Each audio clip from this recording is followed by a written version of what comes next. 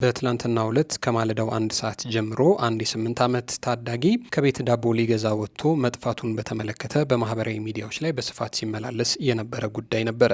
ታዲያ ይሄ ከቤቱ ፊት ለፊት ሱቅ ዳቦ እንዲገዛ የተላከ ልጅ እጅግ በሚገርም መልኩ አንዲት ሰው የማያውቃት ሰው ልክ እንደምታውቀው አድርጋ እቅፍ ድግፍ አድርጋ ሳሜኝ ብላ እቅፍ አድርጋ ይዛው ትሰወራለች። ከዛ በኋላ ቤተሰብ ዳቦ ይገዛል ብሎ ሲጠብቀው የነበረው ልጅ በዛው የውሃ ሽታ ሆኖ ይቀራል። የትምህርት ቤት ሰዓት እየደረሰ ነው። እናት ልጅ ይመጣል ብላ ብትጠብቅም ልጅ ግን ሊመጣ አልቻለም። ወዲያውኑ እናት ከተቀመጠችበት ተነስታ ወደ ዳቦ ቤቷ አካባቢ ተወጣና ተባረክን አንቺ ጋር ዳቦ እንዲገዛ ልኬው ነበር አልመጣም አላየሽውም ወይ ብላ ትጠይቃለች። የዳቦ ቤት ባለቤቷም ደግሞ አንዲት ሴትዮ አገላብጣ እየሳመች እና ብላ ይዛው ሄደች። እኔ እንደውም ዳቦ ከኔ እንዳይገዛ የምታደርገው ቤተሰብ ዘመድ አዝማድ መስለኝ ነበረ ብላ ለእናት ትነግራለች። እናት በዚህ ሰዓት ትደነግጣለች። ታዲያ የተባረከን ጎረቤት ጓደኛ ጋር ቢፈልጉ ይጠፋል።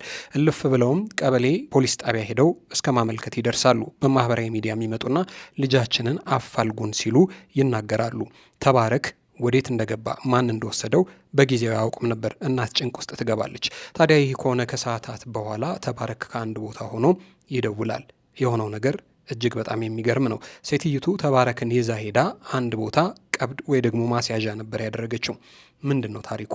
ሰላም የተወደዳችሁና የተከበራችሁ የጊዜ ሚዲያ ቤተሰቦች እንዴት አላችሁ? በያላችሁበት የዓለም ጫፍ በያላችሁበት የሀገር ጥግ ሁሉ ሰላም፣ ፍቅር፣ ጤና ትሆኑ ዘንድ ዘወትር ምኞታችን ነው። ኤልያስ ደግነት ነኝ። የምትከታተሉት ጊዜ ሚዲያ ነው። በዛሬው መሰናዷችን ከዚህ ልጅ ጋር ተያይዞ ያለውን ጉዳይ ልንነግራቸው ወደን ነው። ይህ ለሌሎች ወላጆችም እጅግ በጣም ማስተማሪያ የሚሆን ጉዳይ ነው። ልጆቻችን ላይ እንዴት ያለ ጥንቃቄ ማድረግ አለብን የሚለውን ነገር በስፋት ያስተምረናል። ከእናቲቱ ጋር ከጠፋውና ኋላ ላይ ከተገኘው እናት ጋር ያደረግነውን ቆይታ በተመለከተ ልነግራቸው ወደን ነው። ተባረክ ዛሬ ደግሞ መገኘቱን ሰምተናል። ምንድነው የተፈጠረው ነገር? ከእናቱ ጋር ያደረግነውን ቆይታ አድምጡልን። እስከ ፕሮግራማችን ፍጻሜ ድረስ አብራችሁን ቆዩና መሰናዷችንን ተከታተሉልን። ጊዜ ሚዲያን ሰብስክራይብ ሳታደርጉ የምታዩን ካላችሁም ሰብስክራይብ በማድረግ ቤተሰብ እንድታደርጉን ጠየቅን። ክበሩልን። እንኳን ደስ አላችሁ። ከዚህ በፊት የቴምር ፕሮጀክት ላመለጣችሁ ደንበኞቻችን ከአፍሪካ ህብረት በቅርብ ርቀት ከምስራቅ አፍሪካ ግዙፍ እስላሚክ ማዕከል አልነጃሽ ፊት ለፊት የንግድ ሱቆችን በ3.9 ሚሊዮን አጠቃላይ ክፍያና በ900 ሺህ ብር ቅድመ ክፍያ እየሸጥን እንገኛለን። እንዲሁም የመኖሪያ አፓርትመንቶችን 30% ቅናሽ በማድረግ ስቱዲዮ 44 ካሬ በ3.5 ሚሊዮን አጠቃላይ ክፍያ፣ 68 ካሬ ባለ 1 መኝታ በ5.4 ሚሊዮን ብር አጠቃላይ ክፍያ፣ 95 ካሬ ባለ 2 መኝታ በ7.6 ሚሊዮን አጠቃላይ ክፍያ፣ 130 ካሬ ባለ 3 መኝታ በ10.4 ሚሊዮን አጠቃላይ ክፍያ። በተጨማሪም 4 ኪሎና ፒያሳ ላይ የንግድ ሱቆችን ከ1.4 ሚሊዮን ብር ቅድመ ክፍያ ጀምሮ ያለምንም የዋጋ ጭማሪና ወለድ እየሸጥን እንገኛለን። ያስተውሉ፣ ይህ ቅናሽ የሚቆየው ለጥቂት ቀናት ብቻ ነው። ፈጥነው ይደውሉ።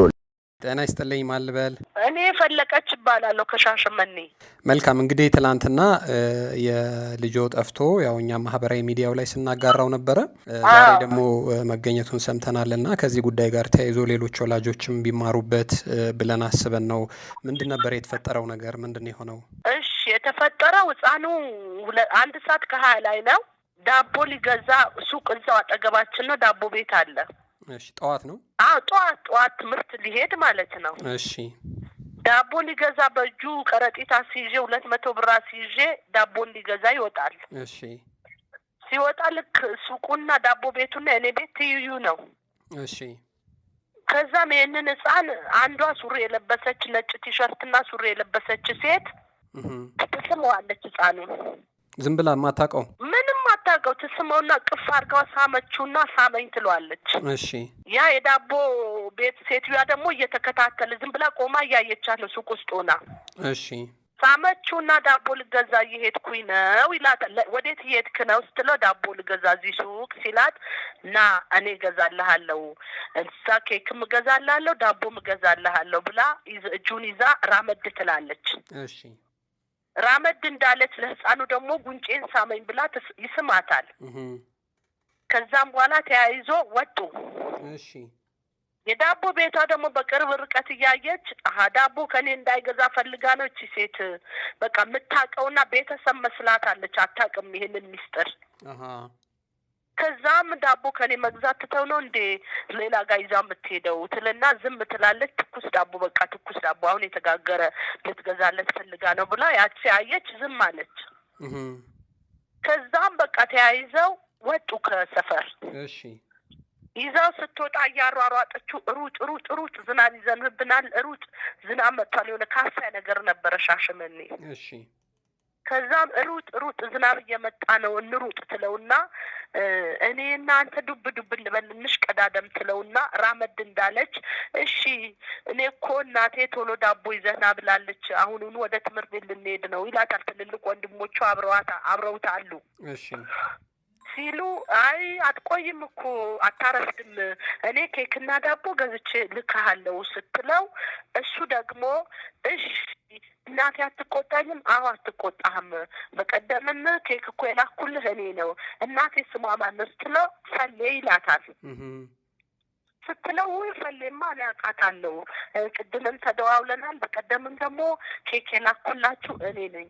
ክሬም ኬክ ጾም ስለሆነ ሶፍቱ ኬክ ልኬልበላ ስትለው ይሄ ልጅ መፍላቱን ስለማያውቅ ዝም አልኳት አለ። እሺ ከዛም ይዛው እያሯሯጠች መንገድ አስቀይሳ በሌላ መንገድ ይዛው ሄደችና መጨረሻ የጠፋው 1 ሰዓት ከ20 አካባቢ ነው ከቤት የወጣው። ከዛም አዙራ መጨረሻ ወደ አራዳ ይዛው ትመጣለች። አራዳ የሚባል ቦታ አራዳ ይዛው ትመጣና ልብስ ቤት ታስቀምጠውና ሕፃኑ ይሄንን ቱታና ይሄንን ሸሚዝ ለእናቴ አስለክቼ ልምጣ፣ እስከዛ ድረስ ይሄንን ሕፃን በዚህ ይቀመጥ ታቷለች። ለነዛ ሰዎች ለሻጮቹ ለሻጮቹ በ1400 700 2 ዕቃ ይዛ እሺ ከዛ እነዛ ሰዎች እሺ ይሏትና እንግዲህ ልጅን የሚያክል ነገር አስቀምጣለች፣ እንዴት ይጠርጥሯት እሺ ብለው ይሸኟታል። ብትታይ የምትመጣ ነገር የለም። ቆየች። እሺ ስትቆይ አንተ እናትህ ለምን ቆየች? እስካሁን አትመጣም እንዴ? እስካሁን ምን ስትሰራ ነው ብሎ ይሉታል። ዋና ባለቤቱ መጀመሪያ የለም ስታስቀምጥ ሰራተኛ ነው ያለው፣ ትንሽ ልጅ ነው።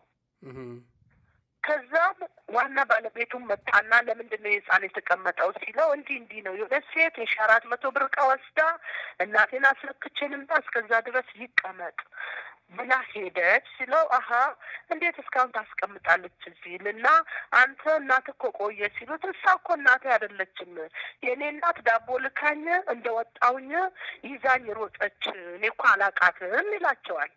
ይገርም ነው። እሺ ሲላቸው አታውቃትም? አዎ እኔ እኮ እናቴ ሌላ ናት፣ የኔ እናት አይደለችም ሲል ነው እንዴ? በቃ እሺ ይሉና እሺ አሁን አንተ ወደ ቤት ብንልክ ቤት ታውቃለህ አሉት። አላውቅም ቤቴን ይላል። እሺ የምትማርበት የት ነው ሲሉት ቤቴን ትምህርት ቤት ነው ይላቸዋል። እሺ ከዛም ሲላቸው እሺ በቃ እንዴት እናደርግ ወላጅ የእናትህ ወይ አባትህ ስልክ ታውቃለህ አሉት። ልጁ ደግሞ ስልክ ያውቃል፣ የኔንም የአባትየውንም ስልክ ያውቃል። እሺ ስልኩ ደግሞ የኔ ስልክ ደወለ፣ በኔ ስልክ ሰዎቹ ደውለው ከዛም በኋላ ሕፃኑ አነሳና አትመጪም እንዴ? ለምንድን ነው የቆየሽው? አትመጪም እንዴ? ስሜን ጠራና አትመጪኛ ጣቢያ እያመለከትን እያለ ነው። አትመጪም እንዴ? እኔ እኮ ብቻዬን ነኝ እዚህ ይለኛል። ስንት ሰዓት ማለት ነው? ያ እንግዲህ ከጠፋ ከስንት ሰዓት በኋላ ማለት ነው? በቃ ለ4 ምናምን ጉዳይ 1 ሰዓት አካባቢ ነው የጠፋው። ግን እሱ የጠፋው ግን 1 ሰዓት አካባቢ ነው። 1 ሰዓት በቃ አንድ ሰዓት በቃ እኔ ዝም ብዬ በግምት ነው 1 ከ20 ብዬ ያዝኩት እንጂ 1 ሰዓት ነው የወጣው።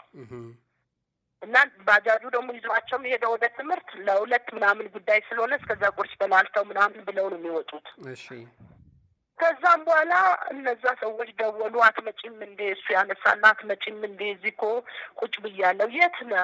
የሆነች ሴት እኮ ይዛኝ ሄደች፣ የሆነ ልብስ ቤት አስቀምጠችኝ።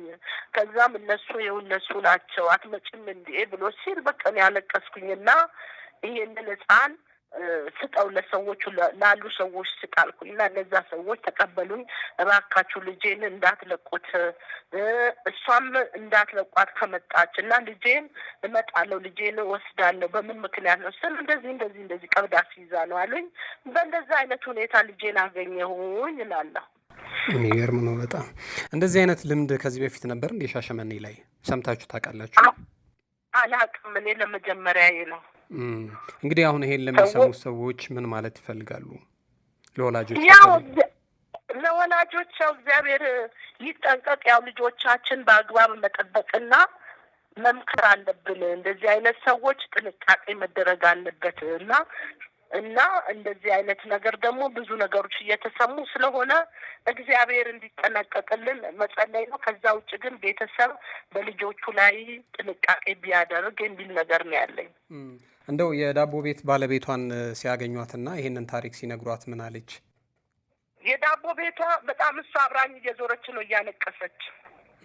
እንደው አስቁሜ በጠየቅኩ ምናምን የሚል መጸጸት አልነበረባትም?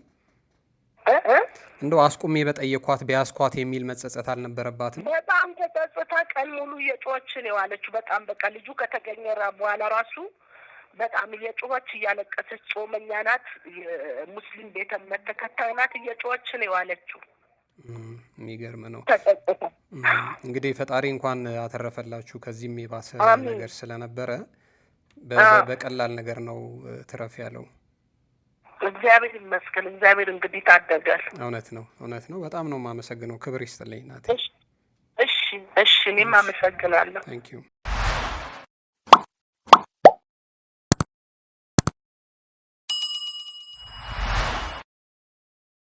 የተወደዳችሁና የተከበራችሁ የጊዜ ሚዲያ ቤተሰቦች እንግዲህ ከዚህ ልጅ መጥፋት ጋር ተያይዞ የነበረው ታሪክ ይህንን ይመስል ነበር። አዲስ አበባ ውስጥ ልጆች እንደ ቀልድ እየወጡ ይቀራሉ፣ ግን ደግሞ ግማሾቹም እንደዚህ ባለ መልኩ ይገኛሉ። ይሄ በጣም ለብዙዎቻችን ትምህርት የሚሆን ጉዳይ ነውና ከዚህ ተምራችሁ አንድ ውሃ የሚያነሳ ሀሳብ ታገኙበታላችሁ ብለን ስላሰብን ነው። እዚህ ላይ ያላችሁን ሀሳብ አስተያየት በሀሳብ መስጫ ሳጥን ላይ ያስፈሩልን። ጊዜ ሚዲያንም እንደዚሁ ሰብስክራይብ ሳታደርጉ የምትመለከቱንም ካላችሁ ሰብስክራይብ እያደረጋችሁ ቤተሰብ እንድታደርጉን ከወዲሁ በትህትና ጠየቅን። እናመሰግናለን። ክበሩልን።